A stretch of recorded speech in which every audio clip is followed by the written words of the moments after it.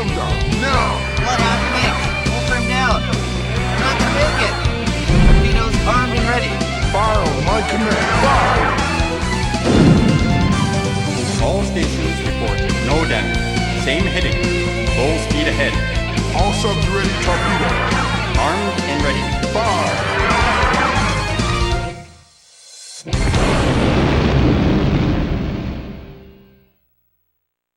In the Hunt is based off an excellent Irem arcade game from 1993. This is the Saturn version you're seeing here, which was released in 1996. There was also a version released on the PlayStation 1 the same year. If this looks something like Metal Slug, well, there's a good reason for that. The fine folks who made In the Hunt would later go on to create the awesome and superb Metal Slug series for SNK. The game features 6 levels of underwater mayhem, and supports a local 2-player co-op mode, much like pretty much all the awesome shooters on the Saturn. There is one major difference between this game and those other top-tier Saturn shmups. This one features an almost ridiculous amount of slowdown. Sadly, the RAM cartridge does nothing to help either, which means you're just gonna have to toughen it out and charge ahead. It's bad enough in single player, but add a second player to the mix, and I'm not joking when I say the game is nearly unplayable at times. The footage you're seeing here is made up of both single and multiplayer gameplay to sort of give you an idea and show how much slowdown is really here. Now, why I mention the slowdown first is because it's such a damn shame. The game is utterly fantastic, but this crippling slowdown destroys the overall package. What's worse is that the North American Saturn was home to only a few shmups, such as Darius Gaiden and Galactic Attack, and having this one be the first one I've ever reviewed for the North American Saturn, and having it be nearly unplayable at times, is a true shame.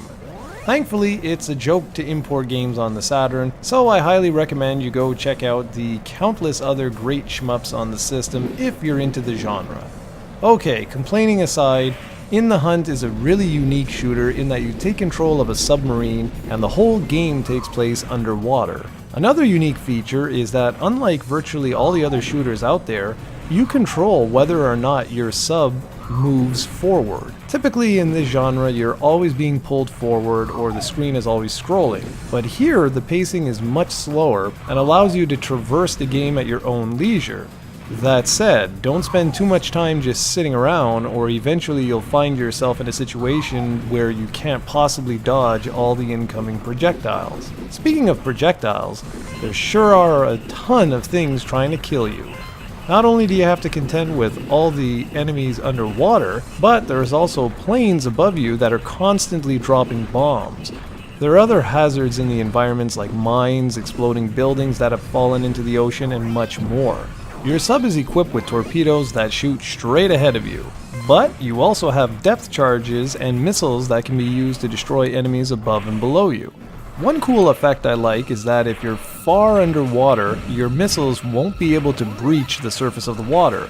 There's a really cool graphical effect that shows your missiles blowing up before they break the water's surface. This adds some nice strategy into the mix because you'll constantly be changing the depth of the sub in order to take out different enemies. There are also some really cool power-ups that make your weapons stronger, but that's pretty much all she wrote in terms of the gameplay.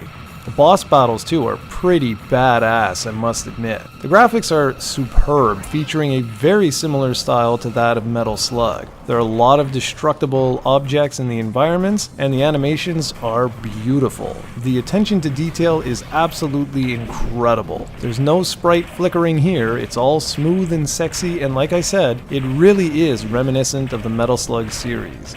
This is a really impressive game to look at, although it can be a tad difficult to see enemy projectiles when you have a partner sub in the mix and everything around you is blowing up.